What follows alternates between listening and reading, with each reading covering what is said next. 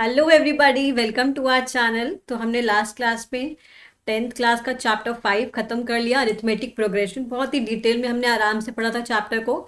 आज हम लोग अपना नया चैप्टर शुरू करेंगे, एप्लीकेशन ऑफ ट्रिग्नोमेट्री। तो देखो, ट्रिग्नोमेट्री के बारे में आप लोगों ने टर्म 1 में भी पढ़ा होगा। ट्रिग्नोमेट्री में हमने काफ़ी सारे ट्रिग्नोमेट्रिक रेशियो पढ़े थे, ट्रिग्नोमेट्री का मतलब समझा था, कहाँ कहाँ यूज़ होता है। देखो वहाँ पे हमने थोड़ा बहुत देखा था कि ट्रिग्नोमेट्री का यूज़ क्या है। यहाँ हम लोग डिटेल में, मतलब बेसिकली यहाँ पे क्वेश्चंस ही ज़्यादा है, क्योंकि तुम्हें एप्लीकेशन वाला पार्ट दिखाया जाएगा कि हाँ, कि कोई हमारे पास ये ऑब्जेक्ट है, ये ऑब्जर्वर है, कुछ इस टाइप से ये ट्राइंगल का फॉर्मेशन हुआ। ठीक है, ये सब चीज़ें हमको बताया जाएगा कैसे हमको एक्चुअली में हाइट और डिस्टेंस को कैलकुलेट करना है with the help of trigonometry. ठीक है, नॉर्मली हम लोग हाइट और डिस्टेंस कैसे कैलकुलेट करते हैं, with the help of scale और इंची टेप, रूलर। ठीक है, ये सब चीज़ें हम लोग यूज़ करते हैं। तो यहाँ पे हम लोग ट्रिग्नोमेट्री का यूज़ करके कैसे हम लोग इसको हाइट एंड डिस्टेंस को कैलकुलेट करेंगे ना, वो हम लोग यहाँ देखेंगे। ठीक है, तो उससे पहले हम लोग ना एक बार एक काम करते हैं, जल्दी से ट्रिग्नोमेट्री का वो रिवाइज कर लेते हैं, जो जो भी हमारे पास हाइट्स एंड डिस्टेंसेस हमने रेशियोज जो डिफाइन किए थे। ठीक है, तो अगर सपोज करो मेरे पास एक राइट एंगल ट्राइंगल है, ये मेरे पास एक एंगल है थीटा। ठीक है, अब मुझे इस ट्राइंगल को यूज करके मुझे यूज का फाइंड आउट करना है साइन थीटा। तो साइन थीटा मेरे पास क्या होगा, तो we will define this as a base. तो मुझे ध्यान रखना है कि अगर मुझे बेस और परपेंडिकुलर, देखो हाइपोटेनस तो हमेशा सेम रहता है कि 90 डिग्री के सामने वाली साइड, लेकिन जो बेस और जो परपेंडिकुलर है ना, it will vary according to the angle. अगर मेरे पास, देखो, अगर मेरे पास ये एंगल होगा, तो according to this angle my base will be this one and my perpendicular will be this one. ठीक है, बट अगर मेरे पास बेस ये हो जाएगा तो मेरे पास, सॉरी, थीटा ये हो जाएगा, तो base will be this one and perpendicular will be according to this one. ठीक है, तो मुझे थीटा के according I have to write my base and perpendicular. ठीक है, तो ध्यान रखना इस चीज़ का। तो मेरा साइन थीटा, अब मैं पहले इस वाले ट्राइंगल के लिए लिख रही हूँ, तो साइन थीटा क्या हो जाएगा, अगर मैं इसको नेमिंग दे दूँ ए बी सी। ठीक है, तो sine theta will be perpendicular upon hypotenuse, that means A B divide by A C. Similarly तो कॉस थीटा होगा, वो क्या हो जाएगा, बी सी अपॉन में ए सी। एंड जो टैन थीटा होगा, that will be A B upon B C. ठीक है, और अगर मुझे कॉसेक लिखना है तो कॉसेक थीटा क्या हो जाएगा, इसका रेसिप्रोकल। सेक लिखना है तो वो इसका रेसिप्रोकल हो जाएगा, और अगर कॉट लिखना है तो इसका रेसिप्रोकल। ठीक है, और एक बार वो भी देख लेते हैं, हमें ट्राइंगल जो हम लोग टेबल लिखते हैं ना एंगल्स की, तो sine theta, cos theta and tan theta, ये 3 टेबल्स में लिख रही हूँ मैं। उसके जो बाकी वाले होंगे वो तुम इसको रेसिप्रोकेट कर देना। तो 0 degree, 30 degree, 45 degree, 60 degree and 90 degree. ठीक है, तो ये वैल्यूज क्या क्या हो जाएंगी, 0, 1/2, 1/√2, √3/2 एंड 1। ये क्या हो जाएगी, 1, √3/2, 1/√2, 1/2 एंड दिस विल बी 0।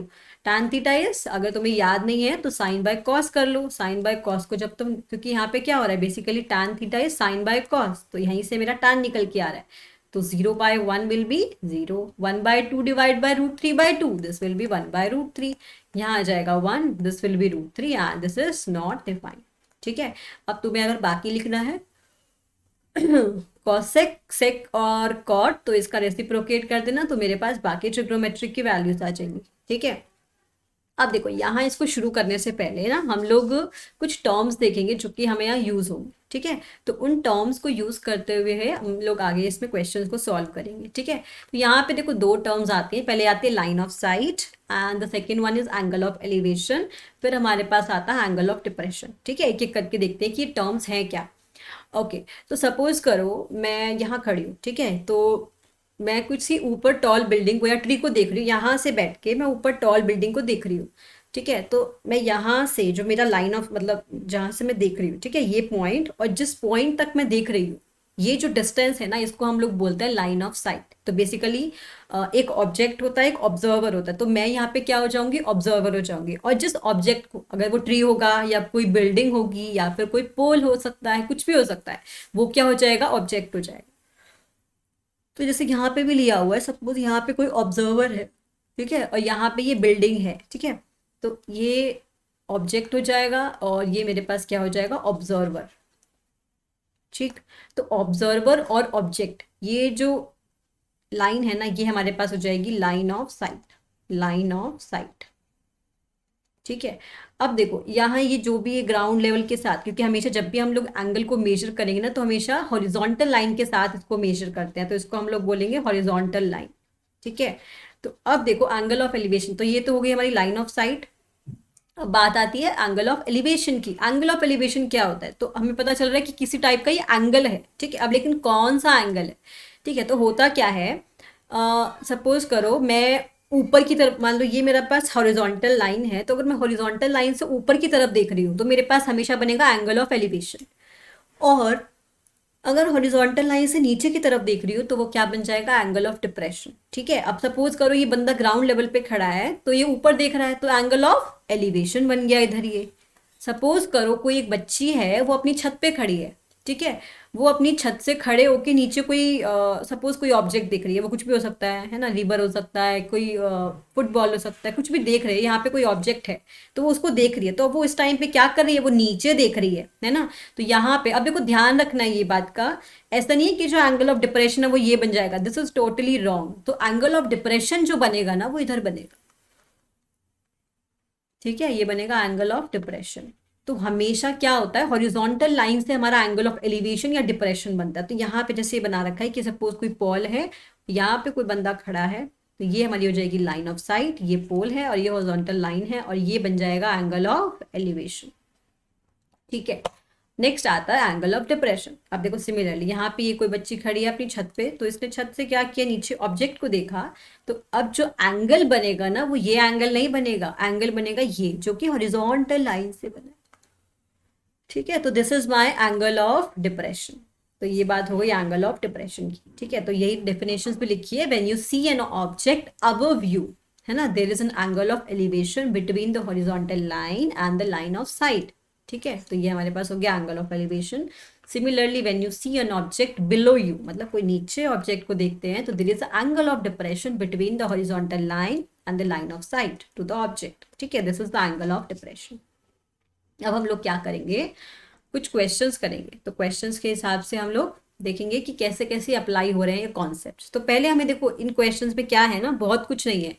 तो बेसिकली तुम्हें क्वेश्चन को पढ़ के ना फिगर को समझना है कि हमारा कैसे क्या पोल है, कहाँ ऑब्जर्वर खड़ा है ना, कहाँ पे ऑब्जेक्ट। तो ये चीज़ों को देख के तुम्हें बस ये समझना है कि सब चीज़ें अपनी जगह पर हैं कि नहीं। अगर वो समझ आ जाता है तो हम आसानी से हम लोग किसी भी क्वेश्चन को सॉल्व कर सकते हैं। ठीक है। तो हम मैं हेल्प करूंगी तुम्हारा डायग्राम्स को बनाने में, फिर तुम क्वेश्चन को सॉल्व तो खुद से भी कर सकते हो। ठीक है। मैं तुम्हें समझा दूंगी सब कुछ, फिर खुद से ट्राई करना कि तुम्हें खुद से हो पा रहा है कि नहीं। ठीक है। चलो पहला क्वेश्चन देखते हैं। एक्सरसाइज नंबर 9.1 है और एक ही एक्सरसाइज है इसके अंदर। Okay.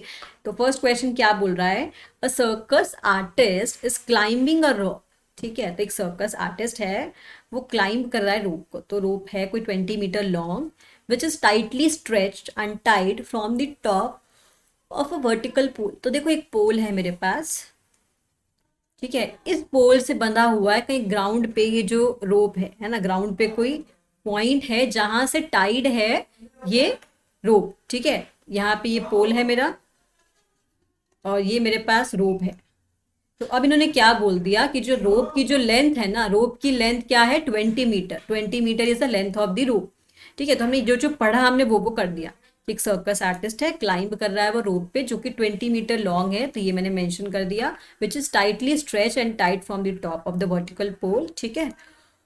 Find the height of the pole if the angle of elevation made by the rope with the ground level is 30 degree. तो मतलब ग्राउंड से जो रोप के बीच का जो एंगल बन रहा है अगर ये 30 डिग्री है तो we have to find the height of the pole. अब देखो मुझे यहाँ गिवन क्या क्या है, मुझे एक एंगल गिवन है। ठीक है। एक मुझे हाइट गिवन है, दैट इज द रोप की हाइट। ठीक है। ये हमें 20 मीटर गिवन है, हमें पोल निकालना है, पोल की हाइट निकालना है। तो अब देखो यहाँ पे कौन कौन सी साइड्स इन्वॉल्व हो रही हैं। पहले एक तो ये 90 डिग्री है, तो इसके सामने वाला एंगल, सामने वाली साइड कौन सी होती है, हाइपोटेनस होती है। तो हाइपोटेनस इन्वॉल्व है। फिर ये जो पोल है it will act as a perpendicular, क्योंकि यहाँ पे एंगल ये है ना, तो अगर एंगल ये है तो this will be my base, है ना। तो ये चीज का मुझे ध्यान रखना है। तो ये परपेंडिकुलर है, ये मेरे पास हाइपोटेनस है और ये मेरा बेस है। तो अगर मैं परपेंडिकुलर और हाइपोटेनस को यूज करूंगी, I am using these two sides, तो इन दोनों साइड्स को यूज करूंगी तो मुझे कौन सा ट्रिग्नोमेट्रिक रेशियो लेना पड़ेगा। देखो पीछे जाओ, मैंने क्या बोला, परपेंडिकुलर और हाइपोटेनस। तो perpendicular hypotenuse, I have to use the sine theta. Okay. So I can say that my sine 30 degree will be equals to perpendicular, that is the pole की height, divided by the rope height of the rope, that is 20. तो sine 30 degree is 1/2 is equals to pole की height को h मान लेते हैं, divide by 20. तो h कितना आ गया 20/2, दैट इज 10 मीटर. तो यहाँ से मेरे पास क्या आ जाएगा, पोल की हाइट आ जाएगी. ठीक है, तो यही मैंने इसको ढंग से सॉल्व किया है यहाँ पे.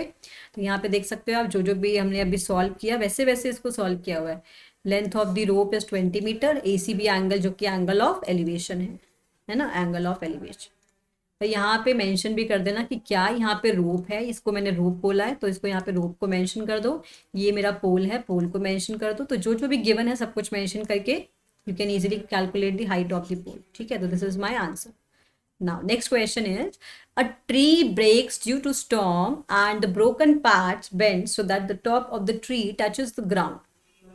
देखो ध्यान से समझना. अब देखो ये जो क्वेश्चन है ना, ये भी डे टू डे लाइफ पे बेस्ड ही है. मतलब ऐसा होता है ना, कभी आंधी तूफान में कोई जो पेड़ है वो टूट के नीचे गिर गया है. ठीक है, अब वो ऊपर से सपोज कुछ पार्ट टूट गया है तो वो नीचे, तो जब गिरेगा तो नीचे तो कहीं पर टच करेगा ग्राउंड को, और कहीं ना कहीं वो एक्सीडेंटली वो होता क्या है, वो राइट एंगल ट्राइंगल ही बनाता है जब भी वो नीचे ऐसे फॉल करता है तो. ठीक है, तो सपोज करो ऐसी ये कोई ट्री है. ठीक है, ये ऐसे ट्री है मेरा. ट्री कहीं यहाँ पे आंधी वगैरह की वजह से कहीं पे ऊपर से टूट गया है, वो यहाँ से टूट गया या यहाँ से टूट गया, कहीं से भी टूट सकता है. वो टूट के जितना पार्ट ये ऊपर था ना, सपोज यहाँ से टूटा, तो जितना पार्ट ये ऊपर था ना जहाँ से टूटा, यही वाला पार्ट टूट के नीचे गिर गया ऐसे. ठीक है, तो जैसे ही नीचे गिर गया तो यहाँ पे क्या ये राइट एंगल ट्राइंगल फॉर्म नहीं हो जाएगा, ये वाला है ना. तो यही काम यहाँ पे हुआ. ठीक है, ये मेरे पास एक ट्री था. ठीक है, मैंने इसको एज अ स्ट्रेट लाइन समझ लिया. ये मेरे पास एक ट्री है, ये टूट के यहाँ से ट्री नीचे गिर गया, और ये गिरा तो ये गिरने वाला पार्ट ही मैंने इसको ऐसे बना दिया. ठीक है, थोड़ा सा ये टेढ़ा हो गया. हाँ, तो ये मेरे पास इस तरीके से बन गया ABC. ठीक है, इस टाइप से पूरा ट्री बना दिया मैंने. ये मेरा पूरा ट्री है, this is my whole tree. देखो अब मुझे निकालना क्या है, the tree breaks down due to the storm and the broken part bend so that the top of the tree, है ना, टचेज द ग्राउंड, ग्राउंड को टच कर रहा है, making an angle of 30 degree, angle make कर रहा है यहाँ पे वो 30 डिग्री का. The distance between the foot of the tree to the point with the top touches the ground is 8 metre. देखो क्या बोल रहा है, डिस्टेंस बिटवीन द फुट, यानी foot of the tree, foot क्या है ट्री का, ये रहा, and the point where the top touches the ground, जहाँ पे टॉप ने टच किया ग्राउंड को, ये डिस्टेंस क्या है 8 मीटर है. तो we have to calculate the height of the tree. देखो हमें निकालना है पूरी हाइट. अच्छा अब एक बात बताओ, जो ये पूरी हाइट है ना, तो ये क्या ये इन दो पार्ट से मिलके नहीं बनी है ना. तो इस वाले पार्ट के लिए तो काम आसान है. क्या मैं क्या करूंगी, ये ट्राइंगल लूंगी, ऐसी दो हाइट्स ले लूंगी जहाँ पे ये हाइट इन्वॉल्व है और ये बेस इन्वॉल्व है. लेकिन व्हाट अबाउट दिस साइड, इस वाले के बारे में, इस वाले को मैं कैसे निकालूंगी. अब देखो ये वाला निकालने के लिए मुझे कोई ट्राइंगल चाहिए, लेकिन यहाँ पे तो कोई ट्राइंगल फॉर्म नहीं हो रहा. बट मुझे इतनी बात समझ आ रही है कि जो ये वाली जो साइड है ना, इतनी जो पार्ट है, ये part is actually to this one, this part is equals to this side, है ना. तो अगर मुझे किसी तरीके से ये ट्राइंगल की हेल्प मिल गई तो अब तो मैं आराम से सॉल्व कर सकती हूँ, क्योंकि मेरे को एक साइड गिवन है, एक एंगल भी गिवन है, और मैं ये इजिली कैलकुलेट कर सकती हूँ. तो इन दोनों, इसी ट्राइंगल की हेल्प से ये दोनों साइड आ जाएंगी. और अगर ये दोनों साइड आ गई तो इनका सम क्या होगा, that will be my height of the required tree. ठीक है, तो यही कॉन्सेप्ट को मुझे यूज करना है. तो हमने वही किया, पूरा एक ट्री लिया, ट्री जहाँ से कटा वो बेंड हो गया, नीचे गिर गया, एंगल बना 30 डिग्री, ये 8 मीटर है डिस्टेंस बिटवीन दीज 2 पॉइंट्स. तो हमें निकालना क्या है, एक्स और वाई का सम निकालना है ना, that is the required height of the tree. ठीक है, अब देखो पहले मुझे एक्स निकालना है, तो मैंने क्या किया, ये ट्राइंगल कंसिडर किया, राइट एंगल ट्राइंगल. ठीक है, राइट एंगल ट्राइंगल लिया तो tan 30 लगेगा, x/8 that is the perpendicular divide by base. तो x/8 यहाँ से निकल गया मेरा x. ठीक है, ये वाला पार्ट x निकल गया. अब मुझे चाहिए y this part is same as this one. तो अब मैं क्या लूंगी, एक बेस और जिसमें हाइपोटेनस इन्वॉल्व हो, तो base upon hypotenuse is actually, अच्छा बेस, हाँ बेस ही तो होगा, ये गलत लिखा है इसके अंदर, AB डिवाइड बाय, अच्छा एक काम इन्होंने क्या किया, x/y ले लिया. देखो तुम्हारी मर्जी है, इन्होंने x/y ले लिया तो परपेंडिकुलर और हाइपोटेनस को यूज कर लिया. अगर मैं cos लेती, cos 30 डिग्री, तो क्या हो जाता, A डिवाइड बाय y. तो यहाँ से cos 30 विल बी 1/2, तो यहाँ से भी तुम्हारी वैल्यू निकल जाती, सॉरी √3/2 हो जाता ना ये, इक्वल्स टू 8/y, तो y आ जाता 8 to the 16 √3। ठीक है, तो यहाँ से तुम्हारे पास 16/√3 आ जाता y की वैल्यू। तो तुम्हारी मर्जी है, तुम ऐसे निकालो या वैसे निकालो, तुम्हारी मर्जी। ठीक है, तो मैंने क्या करा, मैंने ऐसे प्रेफर करना जरूरी समझा कि BC ले लिया और डिवाइड बाय AC ले लिया। तो ऐसे भी सॉल्व कर सकते हो, ऐसे भी सॉल्व कर सकते हो, जहाँ तुम्हारा माइंड हिट कर जाए वहीं पे वहीं उसी तरीके से तुम सॉल्व कर लेना। तो x आ जाएगा और y आ जाएगा, क्योंकि मेन पर्पस क्या है, x और y को निकालना। ठीक है, तो x और y निकल गया, तो इनका sum will be the height of the tree. यही तो निकालना है हमें, x और y का सम। तो 8/√3 प्लस 16/√3 24/√3 हो गया।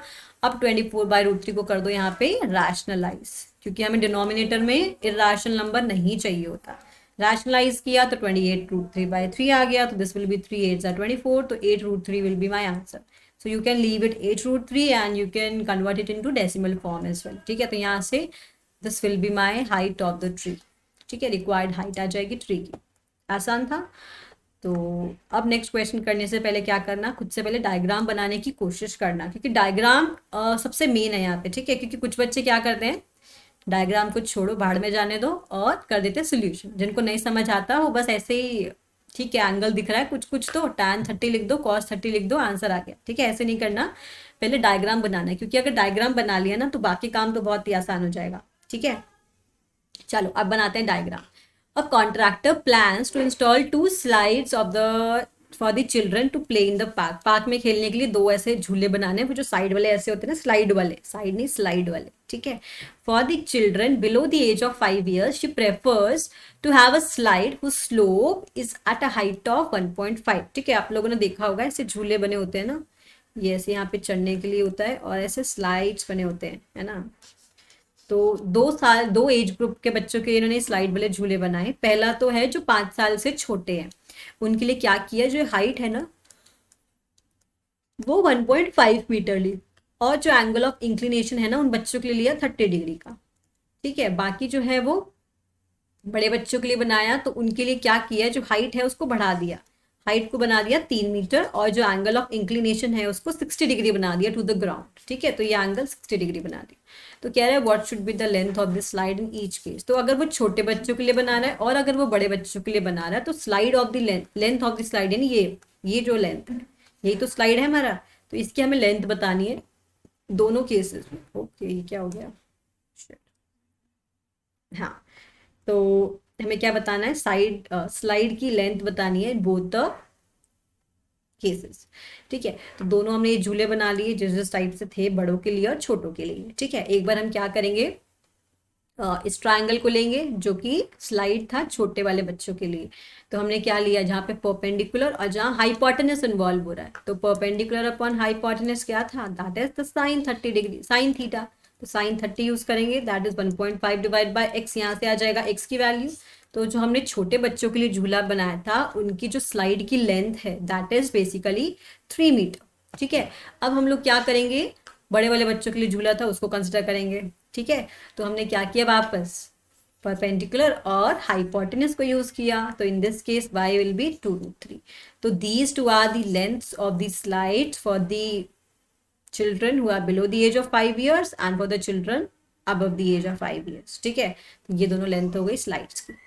Now next question is the angle of elevation of the top of a tower from a point on the ground। देखो, from a point on the ground, जो एंगल ऑफ एलिवेशन है ना वो ground पे किसी point से शुरू हो रहा है और टॉप तक जा रहा है किसी टावर के, है ना। तो टावर थोड़ा हमारा, ये लाइन टेढ़ी हो गई, तो ये इस टाइप से हमारा एंगल ऑफ एलिवेशन बन रहा है टावर के टॉप से लेके ग्राउंड के पॉइंट तक, which is 30 metre away from the foot of the tower. तो टावर का और पॉइंट, टावर का जो फुट है और जो ये पॉइंट है, इन दोनों के बीच का डिस्टेंस कितना है, 30 मीटर। तो हमने बना दिया 30 metre, and angle is also 30 degree, distance is also 30 metre. तो find the height of the tower. तो ये जो टावर दिखाई दे रहा है इसकी हमें हाइट कैलकुलेट करनी है। तो अब हमें ऐसे 2 रेशियोज को, हमें ऐसे साइड्स के रेशियो को लेना है जहाँ पे बेस और हाइट हाइट नहीं, परपेंडिकुलर इन्वॉल्व हो। ठीक है, तो हाइट यानी परपेंडिकुलर अपॉन बेस क्या होता है, tan होता है, tan 30 डिग्री। तो tan 30 degree will B h divide by 30। तो यहाँ से हम लोग क्या कर सकते हैं, एच की वैल्यू कैलकुलेट कर सकते हैं। एच की वैल्यू कितनी हो जाएगी, 30 डिवाइड बाय √3। तो √3 की रैशनलाइजेशन कर देंगे। यहाँ पे क्या करा हमने, ये रैशनलाइज किया है, ठीक है। तो यहाँ से मेरे पास आ जाएगा 10 √3। यहाँ पे एक काम कर सकते हैं, √3 की वैल्यू डाल सकते हैं 1.732, वरना इसको एज इट इज भी छोड़ सकते हैं, तुम्हारी मर्जी है, ठीक है। टाइम हो पेपर में तो इसको कर लेना, अदरवाइज इसको यहीं पे छोड़ सकते हो, ठीक है। तो दिस इज माई आंसर। तो इन क्वेश्चन में हमें कुछ भी नहीं करना, बस सीधा देख के ना कि क्वेश्चन में बोल क्या रहा है, फिगर बना दो अच्छा सा, जो भी तुम्हें समझ आ रहा है ना, ठीक है, उसके हिसाब से ठीक से फिगर बना दो, तो तुम्हारा आधा काम तो वैसे ही हो जाएगा, ठीक है। चलो, next question is a kite is flying at a height of, हाँ, a kite is flying at a height of 60 metre above the ground, ठीक है। काइट है जो कि उड़ रही है 60 मीटर अबव द ग्राउंड, तो ऐसा कुछ होगा 60 metre, and the string attach to the kite is temporarily tied to the point on the ground, ठीक है। ग्राउंड पे कोई पॉइंट से इसको स्ट्रिंग को टाई कर दिया है।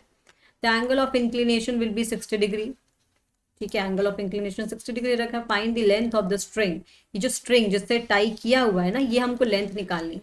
तो इन्वॉल्व क्या क्या है इसके अंदर, परपेंडिकुलर हाइपोटेनस, तो perpendicular upon hypotenuse is cos, तो कॉस थीटा को यूज कर लेना, तो वही सेम हो जाएगा। देखो हमने काइट की जो डिस्टेंस है लेंथ ग्राउंड से वो ले लिया, ये हमारे पास लेंथ ऑफ स्ट्रिंग है, तो साइन, साइन कैसे यूज किया, अच्छा परपेंडिकुलर है ना, सॉरी मैंने गलती कर दी, यहाँ पे साइन होना चाहिए था, है ना। एक सेकेंड ना, एंगल ये था, तो ये मेरे पास है बेस, अच्छा ठीक है, परपेंडिकुलर ये हो जाएगा ना, हाँ ठीक है, साइन हो जाएगा।